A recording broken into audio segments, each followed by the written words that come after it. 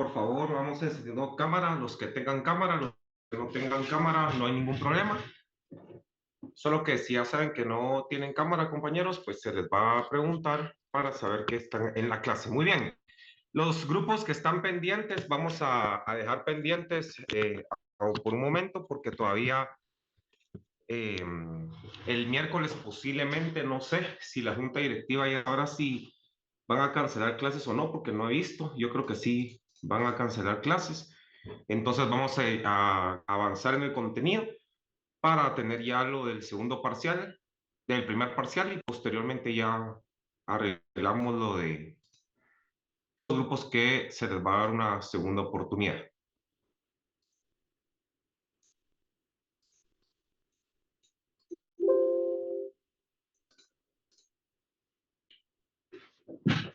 Permítanme, compañeros.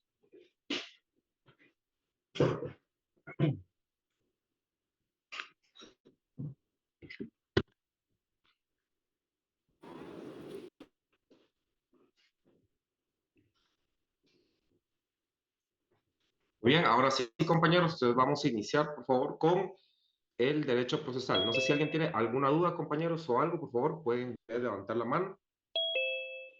Muy bien, vamos a iniciar con el derecho procesal en sí, ¿sí? ¿Qué es el derecho procesal? Recordemos lo que les indiqué, que todo lo que empieza con derecho, compañeros, es un conjunto de normas, ¿sí? Todo lo que es derecho, derecho penal, derecho civil, que es derecho, siempre es un conjunto de normas que van enfocados a cierta dirección. O sea, si es penal, pues la potestad punitiva del Estado, si va a derecho civil, entre el conjunto de normas que regulan los negocios entre particulares, o sea, dependiendo de qué derecho sea, tenemos que entender que es un conjunto de normas. ¿Y por qué un conjunto de normas? Porque recuérdense, ¿cuántos códigos, cuántas leyes tiene cada materia, verdad? Penal, no digamos cuántas leyes, ley del femicidio, ley contra la violencia intrafamiliar, el Código Penal, el Código Procesal Penal, entre otros. Entonces, el derecho procesal, compañeros, no quiero que copien toda la definición, sino una definición sencilla. Primero es un conjunto de normas que regulan toda la actividad jurisdiccional para aplicación de la ley de fondo. ¿Sí? Recordemos que también regulan la actuación del juez y de las partes. Así de sencillo, esa es la definición. Conjunto de normas que regulan la actividad jurisdiccional del Estado para aplicar leyes de fondo. Asimismo, la actuación del juez y de las partes. Eso es el derecho procesal, una definición sencilla, no para que tengan ahí una definición que ustedes hayan entendido, ¿verdad?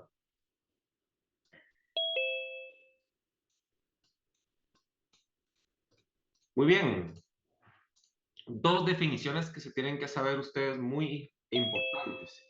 ¿Qué es la jurisdicción? Esto lo mencionan un montón, pero si ustedes no se lo aprenden y no saben qué es jurisdicción, ¿sí? Si ustedes se memorizan el término, no lo van a entender. Entonces, ¿qué es la jurisdicción, compañeros? Es quien tiene la potestad de administrar justicia, quien tiene la potestad de juzgarlo, y esa palabra de jurisdicción viene del término doctrinario iuri. ¿Quién tiene la potestad para administrar justicia? El organismo judicial.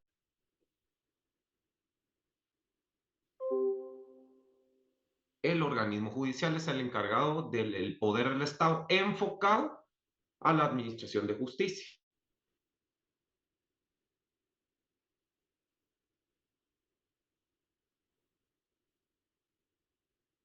¿Hay alguna duda con qué es la palabra jurisdicción?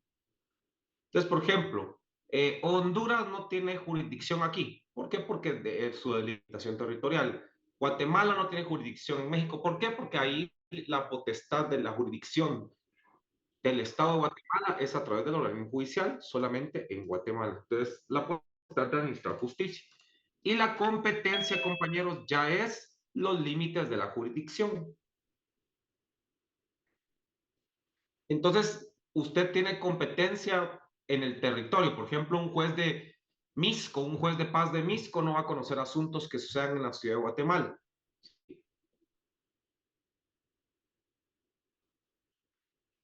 Un juez de Antigua no va a tener competencia en asuntos de Guatemala, de la ciudad. O un juez de Palencia no va a tener nada que ver con un juez de Quiché. Si chocó en Quiché, va a ser juzgado pues con un juez de Quiché. Si colisionó en Misco, es un juez de Misco. Si colisionó en Villanueva, un Villanueva. Entonces, cada quien va a tener la competencia delimitada, ¿sí? Y la competencia se divide, competencia por materia, por ejemplo, laboral, civil, familia, penal, ¿sí? Cada uno tiene por materia. También la competencia se divide por territorio, delimitación territorial, municipios, ¿verdad? Y por cuantía. ¿Qué es la cuantía? Es hasta cierta cantidad de lo que se está reclamando. O sea, por ejemplo, es algo de civil de hasta 80,000 quetzales, son juzgados de paz, si no, ya son juzgados de primera instancia. O sea, dependiendo de la cantidad, si va a ser el juez de mayor o menor jerarquía que lo vaya a recibir por cuantía. ¿Hay alguna duda con la palabra jurisdicción? No es de memorizarse, entiéndanlo. Guatemala tiene jurisdicción a través del organismo judicial, quien es el encargado de administrar justicia, a través de los jueces y magistrados. Y la competencia es los límites de la jurisdicción. Y la competencia puede ser por cuantía, materia y territorio. ¿Tienen hasta el momento alguna duda, compañeros? ¿Alguna duda?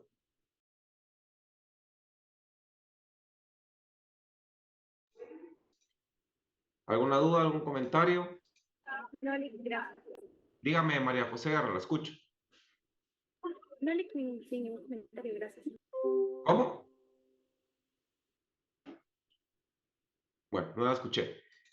Vamos a seguir entonces. Vamos con el compañero Daniel Cabrera, carnet 225-03-086. Daniel, por favor.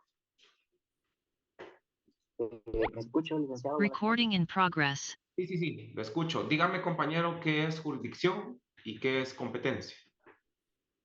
La jurisdicción, doctor, es la potestad para administrar justicia, que es a través del organismo judicial. Sí, Y la la potestad de competencia administrar es justicia, la potestad, ajá. Y la competencia. Ajá. La competencia establece los límites de esta misma capacidad que es de juzgar. En este caso entendemos que es por materia, por cuantía, por territorio. ¿Cuál es por cuantía?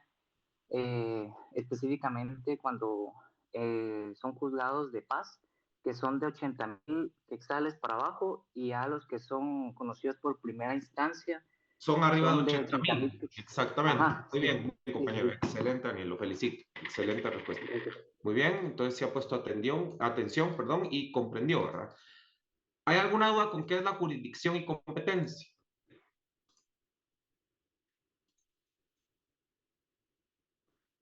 Cero dudas, muy bien. Vamos con el siguiente tema, compañeros, que es la naturaleza jurídica. La naturaleza jurídica es, bueno, algo natural, es como quien dice de dónde se origina. Porque muchos hablamos de, la naturaleza. Compañeros, naturaleza significa de dónde se origina, su origen natural, de dónde viene. Entonces, de dónde viene su origen jurídico, ¿sí? O su respaldo. Compañeros de la Junta Directiva no saben si el miércoles va a haber clases o no. Yo la verdad no me han informado nada, no sé si ustedes saben o alguien sabe, compañeros. Buenas tardes, licenciado. Por el momento tampoco nos han informado nada a nosotros. ¿Ok? Sé que hay unas votaciones para elegir rector, pero no sé de estudiantes, pero todavía no me han informado si hay o no hay clases, ¿verdad? Bueno, hay que estar atentos a los canales oficiales. Naturaleza jurídica, compañeros, origen jurídico. Entonces, para saber la naturaleza jurídica del derecho procesal, debemos comprender algo, que es una relación jurídica. ¿Cómo así, compañeros? No copien, sencillo. ¿Por qué creen que existe el derecho procesal? ¿Qué es el derecho procesal? Conjunto de normas a seguir, porque tenemos una pretensión para aplicar la ley de fondo, regula la actuación de las partes y de los jueces. Ok, entendemos. ¿Por qué se originará el derecho procesal? ¿O de dónde viene o por qué? ¿Por qué? ¿De dónde viene? ¿Por qué se origina? Piensen ustedes. Entonces vienen y dicen que la naturaleza jurídica es una relación, claro, ¿De dónde viene o por qué existe el derecho procesal? Porque tengo problemas con una persona. No me voy a pelear conmigo mismo, sí. No me voy a demandar yo mismo, no me voy a denunciar yo mismo. Entonces, deviene de una relación jurídica donde tengo una pretensión. Así de sencillo. Entonces, relación jurídica, ¿qué es? Comunicación entre dos o más personas. Entonces, yo tengo un problema en mi relación jurídica, entonces tengo una pretensión con algo. Así de sencillo. Lo entendieron, no es de memorizarse. Simplemente, ¿de dónde había el derecho procesal o cuál es la naturaleza jurídica? Viene de la relación jurídica. ¿Por qué? Porque tengo una relación con otra persona, tuve un problema, entonces tengo que saber que hay una relación jurídica. Y esa relación jurídica, pues en algún momento falló, tengo una pretensión, pero es con alguien, o sea, es con alguien. Por eso acudo a todos estos procesos porque tengo un problema con alguien. Entonces, ¿qué es la relación jurídica? La comunicación entre dos o más personas.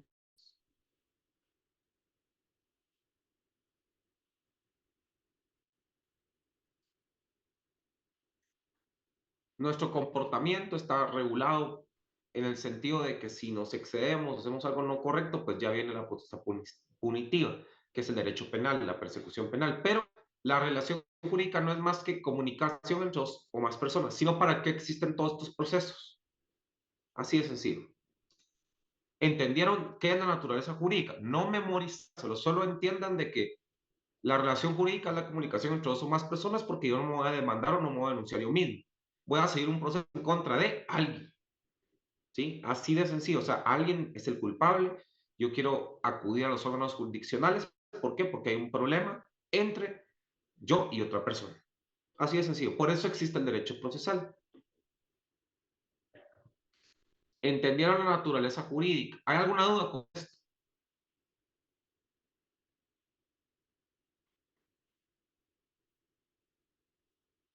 Sencillo, ¿verdad? Muy bien. Después existen las teorías que van a determinar la naturaleza jurídica. ¿Qué quiere decir esto? Que hay dos teorías que le van a explicar a usted de dónde se origina. ¿Ya? La primera, dos teorías no significan que se van a cumplir. Una teoría es la posible explicación de algo. Esta es mi teoría, ¿sí me entienden, compañeros?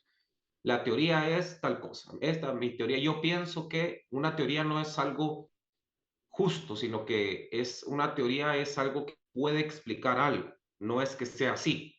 Mi teoría, ¿verdad? Pero existen dos teorías. La primera es el interés del derecho privado, que predomina y que debe haber igualdad de condiciones. O sea, que el derecho privado dice de que los conflictos de intereses debe haber igualdad.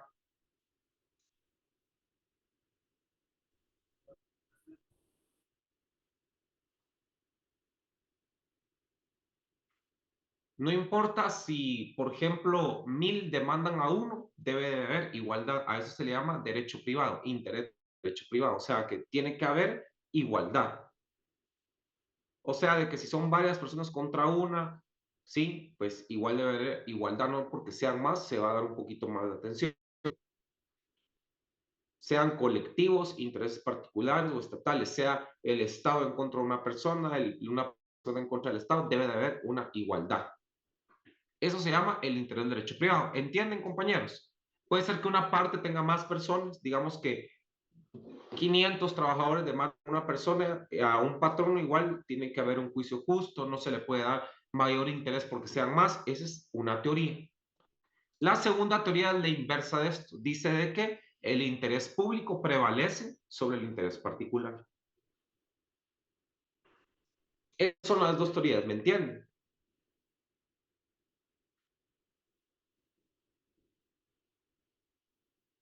Lo cual es bastante complicado, porque depende de dónde usted se encuentre, usted va a decir que valga esto. ¿Qué quiere decir esto?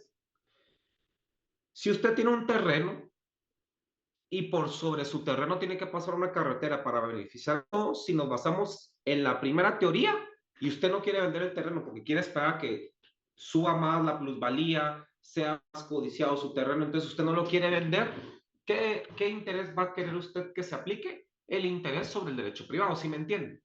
¿Por qué? Porque hay igualdad. No importa que beneficie a muchos, sino tiene que haber igualdad.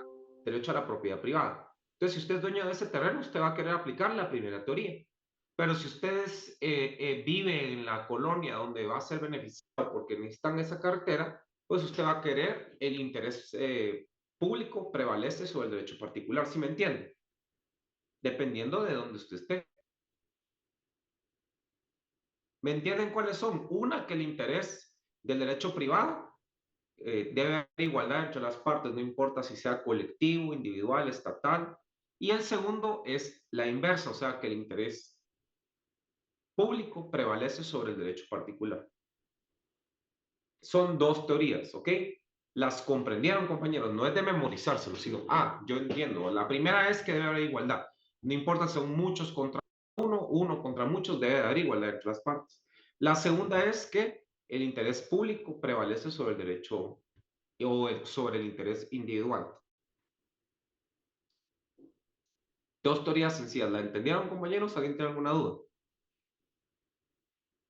¿Cuál es la que aplica el Estado de Guatemala, compañeros? La conclusión de esto, la que aplica el Estado de Guatemala, hoy en la doctrina moderna, supuestamente el interés general es no privativo. Entonces, una sentencia justa dictada por un juez, ¿sí? Dice de que prevalece el interés público sobre el interés particular. Esto es lo que aplican en la doctrina moderna. En teoría, ¿verdad? Aunque hay algunos casos que sí, otros casos que no. ¿Cuál es lo real, compañeros? Depende de los magistrados de turno. Al final ellos son los que dicen que la Corte de Constitucionalidad tiene la última palabra y ellos dicen si sí o no.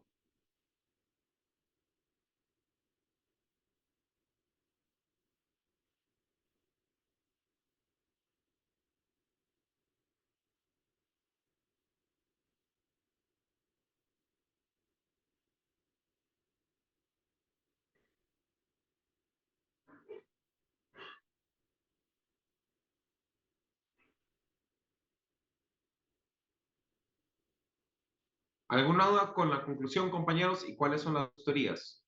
Fácil. Una del interés privativo, de que nadie debe de haber igualdad sobre las partes, no importa si es colectivo, estatal o individual. Y la otra de que el interés público prevalece sobre un interés particular.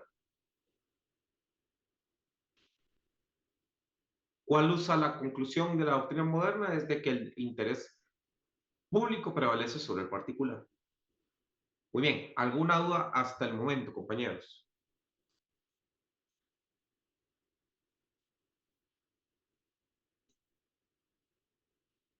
Eric Coco, por favor. Si puede poner su micrófono. Eric Coco.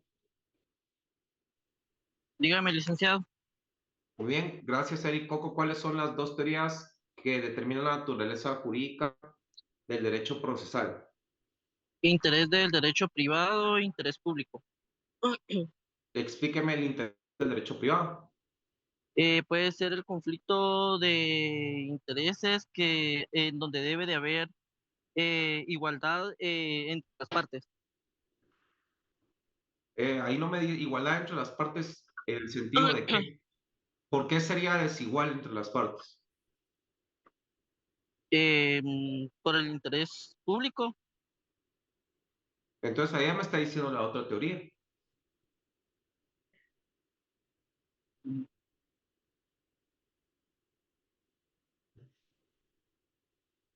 Muy bien, ahí quiere decir que lo está leyendo y no comprendió los términos, compañero Eric. Vuelvo a explicar.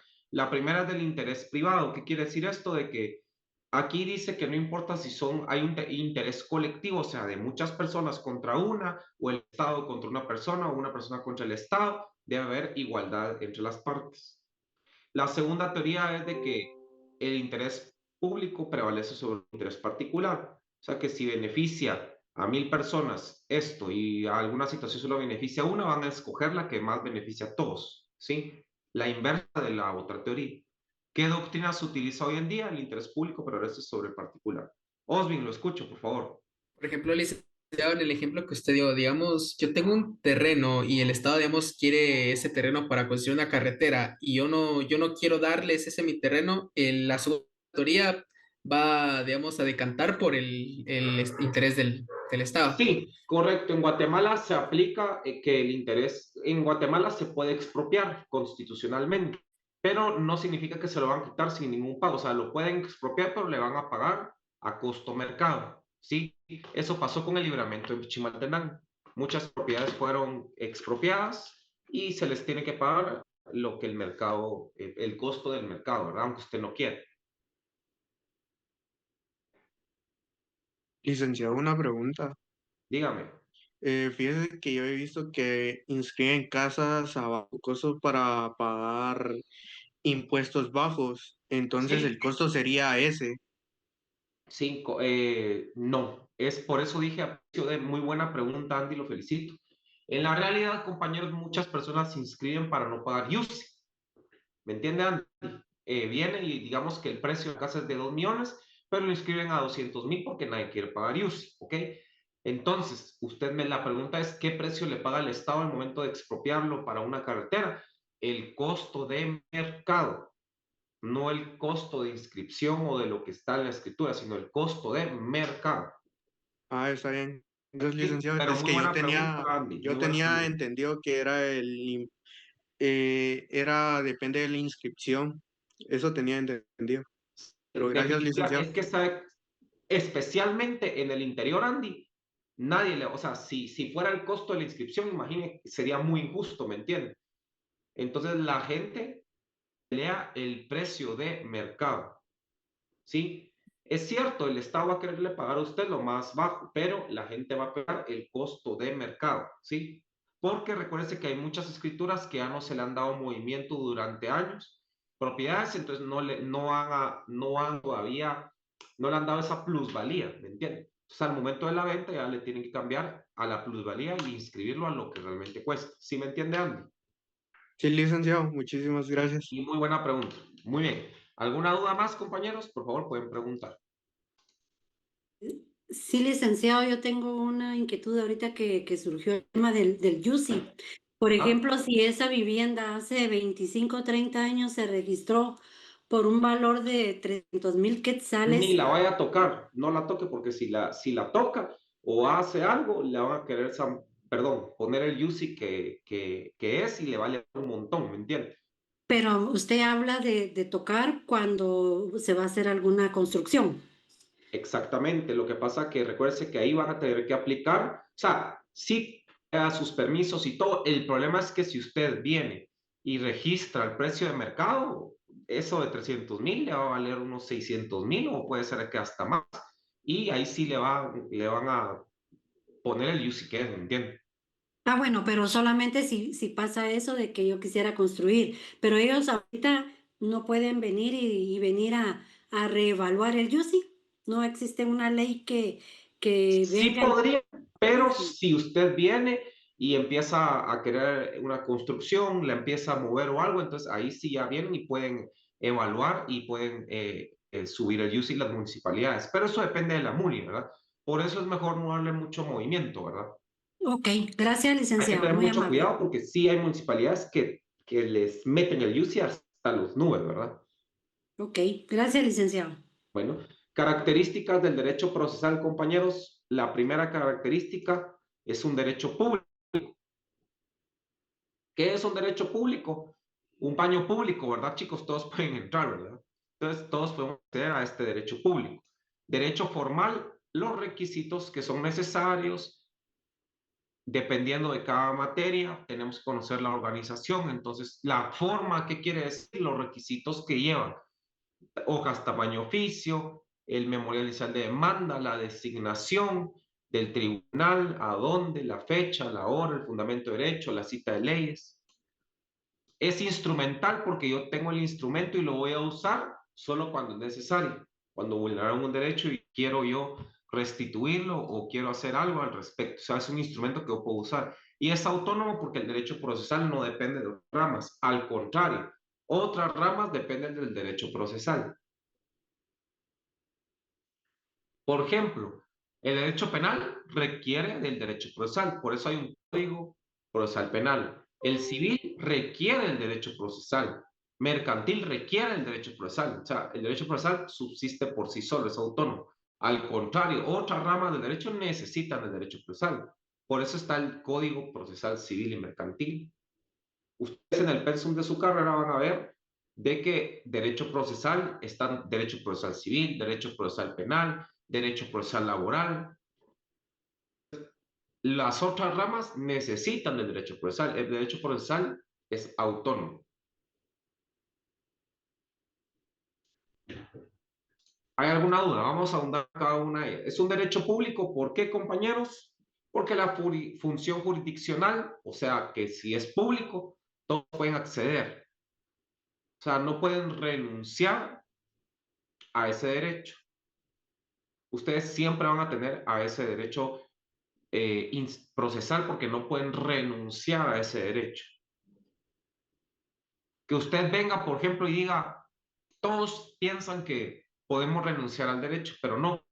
Usted puede venir y decir, dejo que me torture por 300,000 quetzales. No puede renunciar a eso, ¿sí me entienden? Eso es la tortura. Contra la tortura es un derecho humano fundamental y usted no puede renunciar. O venga y usted diga, renuncio a una nacionalidad y quiero ser, no pueden hacer alguien sin una nacionalidad, tiene que tener una nacionalidad, tiene que tener un nombre, ¿sí? No puede usted renunciar a este derecho. ¿Por qué? Porque el derecho procesal es un derecho público. Todos pueden acceder a él y no pueden renunciar. Usted nace y tiene este derecho inherente a su persona. Un ejemplo en derecho para que comprendan, este es un ejemplo de derecho laboral. Usted puede ganar menos del mínimo. No, porque usted no puede renunciar a los derechos mínimos. Sí, es cierto que existe el trabajo a tiempo parcial, pero tiene que ser con base al salario mínimo. No pueden pagar menos del salario mínimo. ¿Entienden, compañeros? Usted no puede renunciar.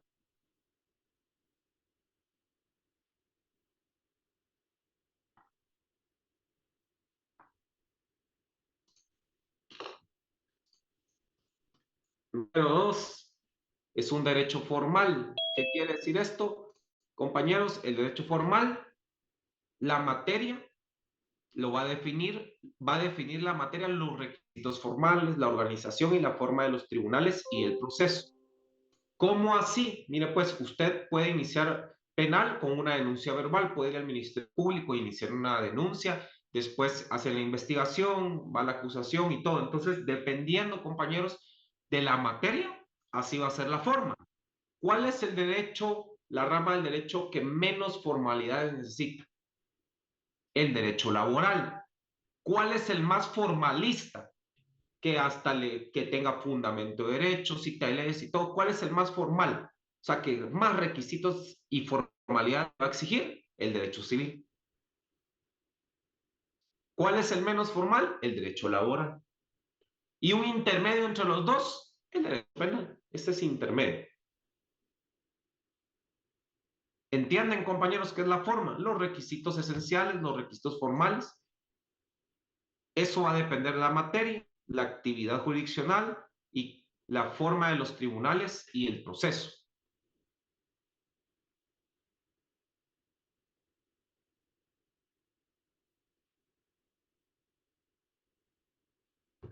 Característica número 3, instrumental. ¿Por qué? Porque son instrumentos para realizar el derecho. Los medios de cómo aplicar las normas del derecho.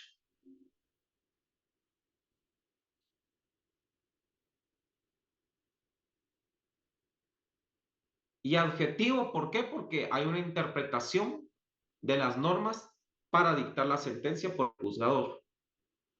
Instrumental, ¿por qué? Porque es un instrumento que usted va a utilizar cuando necesita usted exigir un derecho o si su derecho fue transgredido, entonces un medio para aplicar la norma. Sencillo.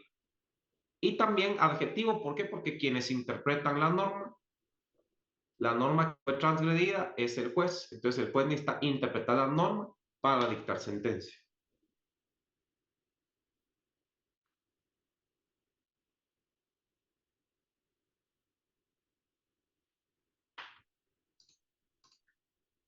Y número 4 es un derecho autónomo. ¿Por qué? Porque esta rama del derecho tiene sus propias instituciones, principios, doctrina y no depende de otro derecho.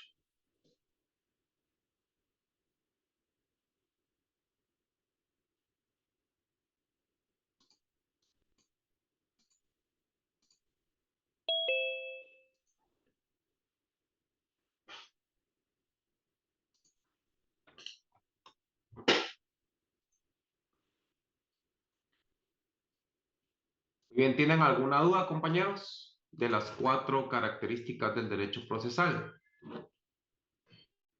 Licenciado, ¿podría dar más ejemplos de derecho adjetivo o instrumental, por favor? Instrumento es un instrumento cuando le transgreden una... Usted cuando tiene ganas, por ejemplo, un instrumento, un piano. Usted toca el piano cuando pues quiere tocar piano, cuando tiene ganas, cuando quiere que suene. Si no tiene ganas, no lo va a utilizar. Entonces, lo mismo, el derecho procesal es un instrumento que usted va a necesitar cuando le transgreden a usted un derecho, una norma. Entonces, usted va a saber cuándo utilizarlo o cuándo no. Ya depende de usted. Y el adjetivo, derecho instrumental, y adjetivo es la interpretación de los jueces para dictar sentencia de las normas transgredidas. Gracias.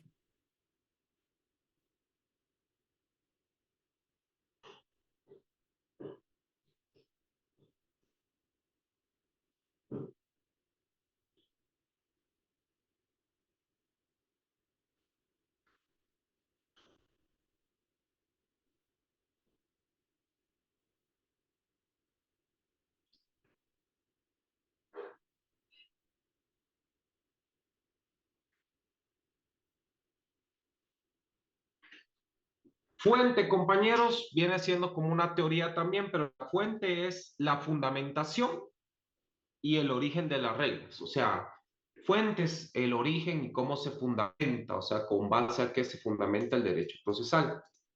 Hay varias. Primero están las históricas.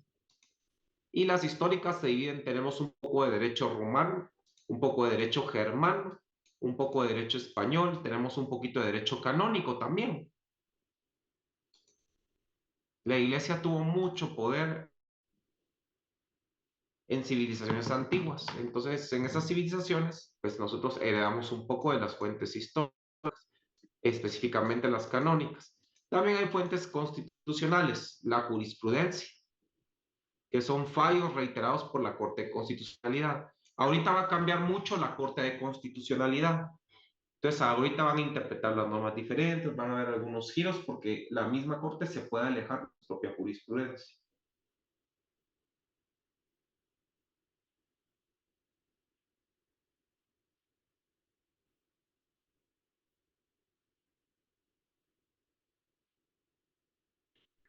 ¿Qué más de las fuentes constitucionales? Vienen después las legislativas, que es la doctrina, o sea, las leyes se fundamentan en algo. ¿En qué? Doctrina. ¿Qué es doctrina? Estudios. ¿Sí? Los principios generales del derecho. Y la costumbre viene de principios generales del derecho.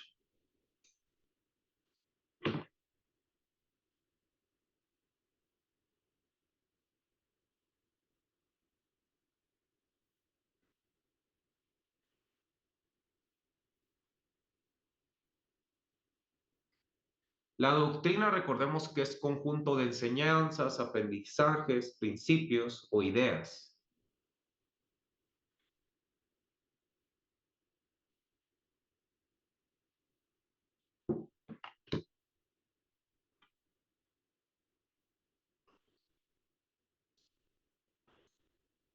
Las fuentes históricas, compañeros, sí, nos vamos a ver o vamos a fundamentarnos en antecedentes históricos, las instituciones, los alcances que tienen. Entonces, los efectos que producen, compañeros, las fuentes históricas del derecho procesal, conocimientos de orígenes, cómo se ha avanzado, cómo se ha modificado, o sea, la evolución histórica, ¿verdad? De las distintas instituciones procesales y procedimientos. Una ley que de verdad, compañeros, para mí es una de las mejores leyes que han aprobado el Congreso de la República, es el decreto que sacaron sobre las donaciones, legados y herencias. ¿Vieron eso? Ustedes tal vez ahorita por la edad no les interesa, pero cuando sus papás se mueran o pase algo, les van a heredar algo. Compañeros, redujeron el proceso. De verdad, una herencia era un dolor de cabeza. 2 años, impuestos, de todo, era un problema. Y esta ley de verdad es la mejor que yo he visto que ha aprobado el Congreso en 20 años, se los puedo asegurar. ¿Por qué? Porque cuando le daban algo era lento. tenía que pagar impuestos sobre impuestos.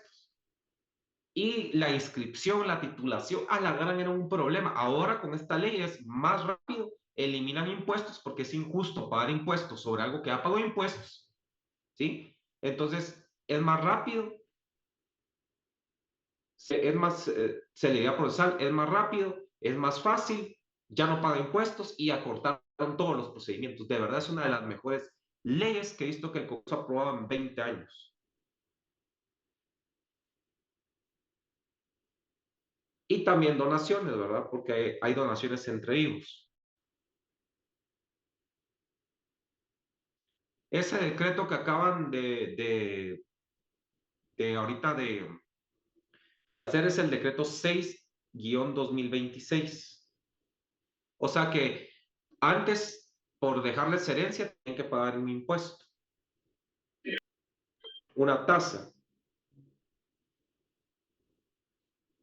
y alcanzaba hasta el 12% del valor de lo que le estaban heredando, imagínense. Ahora ya no.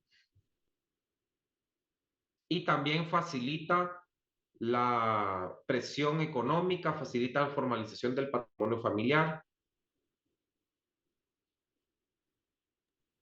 Licenciado, perdone, con respecto a este tema, con respecto a las donaciones, ¿qué hay de cierto de que, y bueno, y usted me corregirá, de que las donaciones también pueden ser internacionales para evitar pagar impuestos?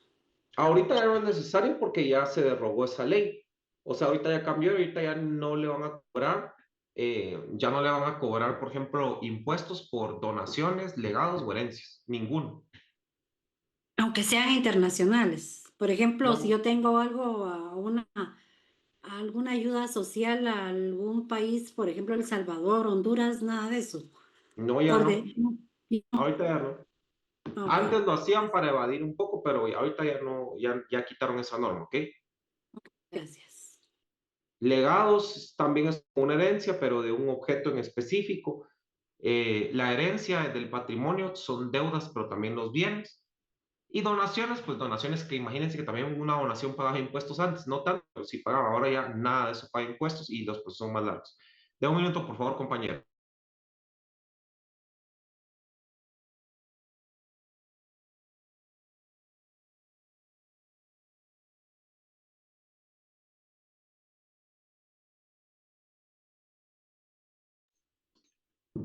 Muy bien, estas son las fuentes históricas. Entonces hay que estudiar. Bueno, el derecho germano, compañeros, se los voy a resumir. No vayan a copiar y empiecen.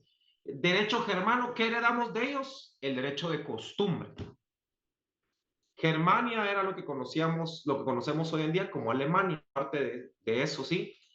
Entonces, el derecho romano, compañeros, y el derecho germano. ¿Qué nos heredó el derecho romano? ¿Sí? El pretor o el magistrado era el encargado de administrar justicia, era el juez. ¿Sí? Entonces, el mayor aportación de esta fuente fue los principios fundamentales de una prueba y una sentencia. El derecho romano aportó a hoy en día la mayor aportación de una prueba y una sentencia y de un pretor, o sea, de alguien específico que administraba justicia. Tres cosas: el pretor, que era el que administraba justicia, la prueba y la sentencia.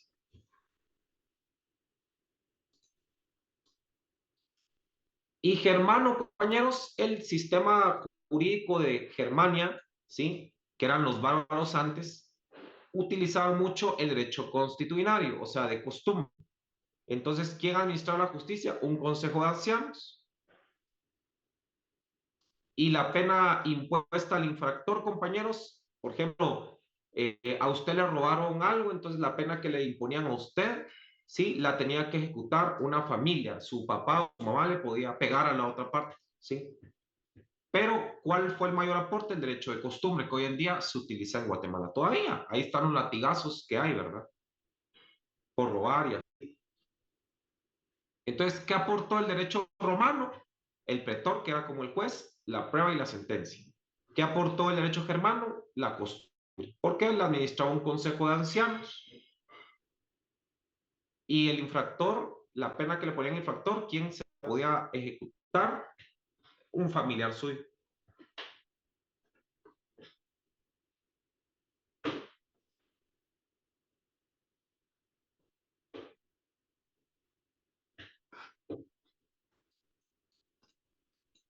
¿Qué aportó el derecho español, compañeros? Que también era regida por costumbres, por leyes, ¿sí? También la administraba el pretor, pero al final el sistema se regía por leyes y costumbres del derecho personal o de castas. ¿Qué era el derecho de castas, compañeros? Era como un derecho dependiendo de su pureza de raza, ¿sí? Y habían jueces y el rey era el juez supremo.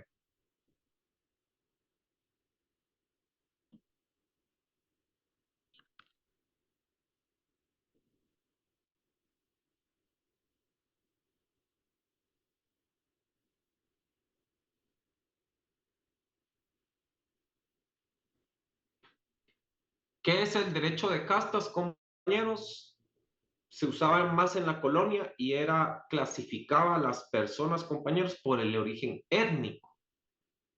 Es el derecho de castas. Y el derecho canónico, compañeros, los tribunales eclesiásticos. Y aquí se inicia la Inquisición. ¿Se acuerdan más o menos de la Inquisición? Una época tremenda, ¿sí? Por la Iglesia Católica en la Edad Media, en la Edad del Renacimiento. ¿Y qué hacían ahí? Mataban a personas para combatir la herejía, la brujería, la disidencia religiosa. Entonces lo torturaban porque no era creyente en Dios, o era bruja, o era hereje. Entonces, este sistema exigía que el acusado se declarara su propia culpa. Y esta era tomada como plena prueba. ¿Quién me dice aquí en Guatemala ahorita aceptar la culpa? ¿En qué ley la podemos instrumentalizar? Y le doy un punto extra. ¿En qué ley podemos instrumentalizar, aceptar nuestra culpa? Le doy un punto extra. Dígame, Sandy. Buenas tardes, licenciado. En el derecho penal se dice que cuando eh, aceptan culpas hay Reducción de penas. reducción de penas. Vaya, pero ¿en qué instrumento se normalizaría eso? Ya ahorita más específico. ¿Qué instrumento? ¿O en qué ley? En el Código Penal está establecido, Pero licenciado. hay una más específica. No. ¿No? Muy bien, compañeros, la ley de aceptación de cargos. Esa ley, usted acepta, pues, de que usted sí lo cometió y qué beneficio tiene, le reducen la pena. Así de sencillo. Ya vieron que todo esto origen, hoy en día nos aplicamos un poco. ¿Ustedes qué tiene que ver la iglesia? La constitución en el preámbulo inicia invocando a Dios. ¿Qué tiene que ver aceptar la culpa? Aceptar la culpa en el derecho canónico, pues la ley de aceptación de cargo le reducen la pena, ¿sí?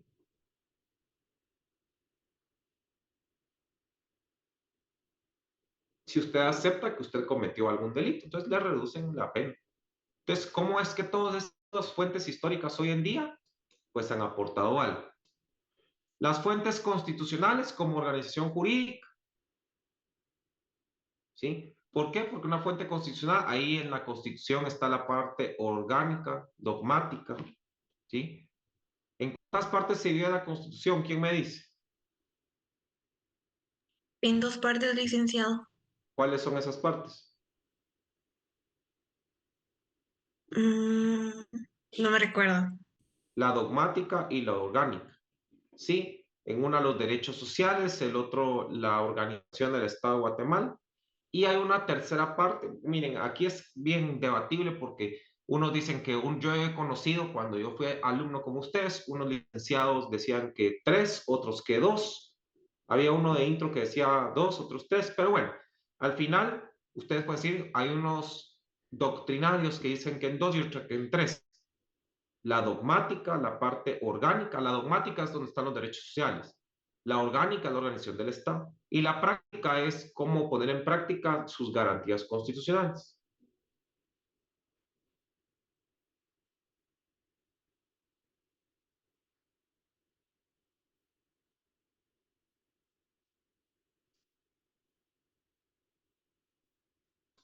Y la Constitución, ¿sí? Ahí están los órganos que ejercen la función jurisdiccional del 203 al 222. También están las garantías individuales de defensa, derecho de petición, derecho de acción. El derecho de petición es el artículo 28 de la Constitución. El derecho de igualdad, dignidad, artículos 4, 5, 12, 28, 163 y 170. Por favor, compañeros, leer estos artículos, el 4, 5, 12, 28, 163, 170 de tarea, porque esto va a venir en su examen.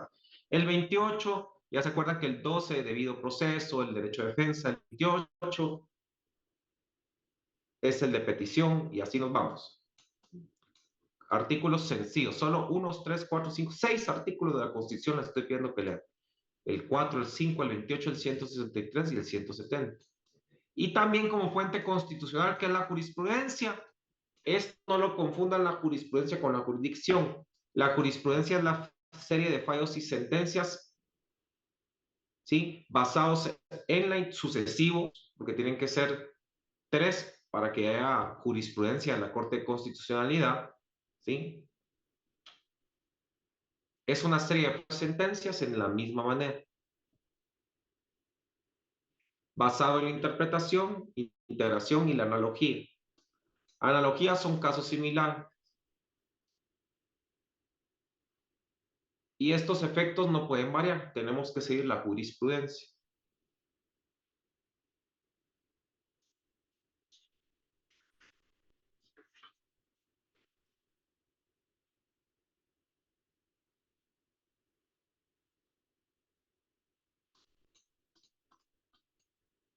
¿Cuáles son las fuentes legislativas? Primero, la ley, ¿sí?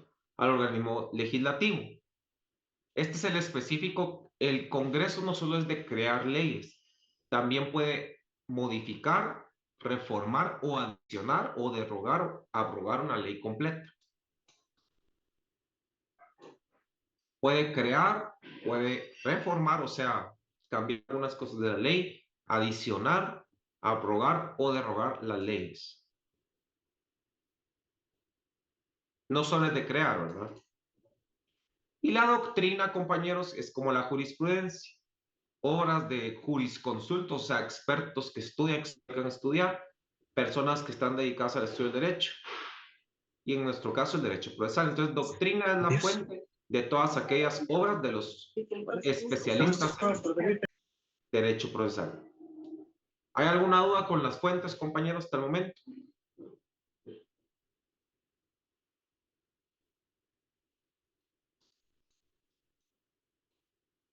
Y la última, el derecho consuetudinario, la costumbre como fuente.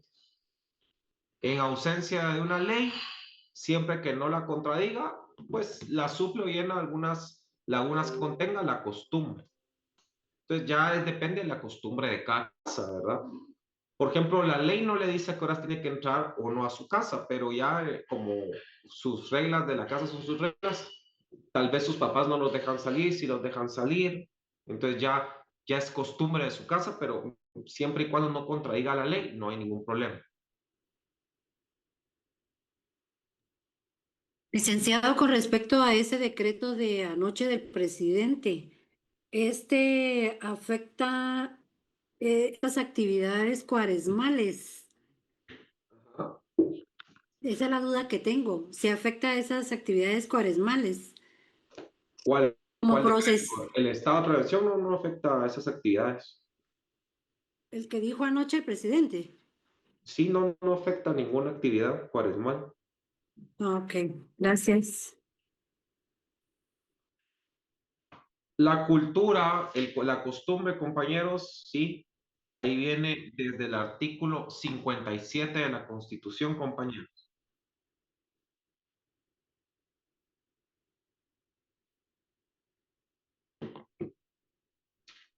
Está el patrimonio, la preservación y promoción de la cultura, entre otros. Y los principios generales del derecho, compañeros, todos, el principio de legalidad, tal vez no están definidas en la ley, pero son derechos inherentes. Y por último, clases de derecho procesal. Procesal civil, procesal penal, procesal de trabajo, procesal administrativo, procesal constitucional, entre otros. Todos estos ustedes los van a ver. El otro semestre van a ver procesal constitucional, procesal de trabajo, procesal penal, procesal civil, procesal mercantil, ¿sí? Procesal civil, penal, trabajo, administrativo, constitucional. Muy bien.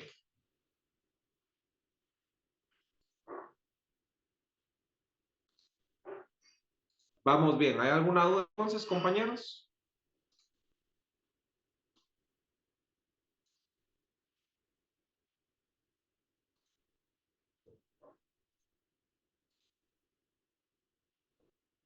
Muy bien, entonces terminamos con eso y hasta el día, lo que vimos el día de hoy, va a venir en el examen. ¿No sé si tienen alguna duda o algo, compañeros?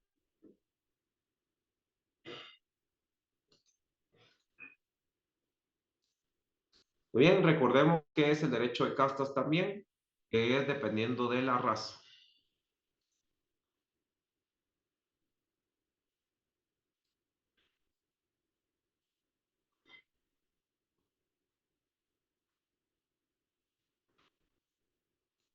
Muy bien, compañeros, tengan ustedes una feliz tarde. Si hay clase el miércoles, no, pues ahí les vamos a estar informando o estemos dentro de la clase. Feliz tarde, compañeros. Éxitos. Nos vemos. Licenciado, buenas tardes. Licenciado. Recording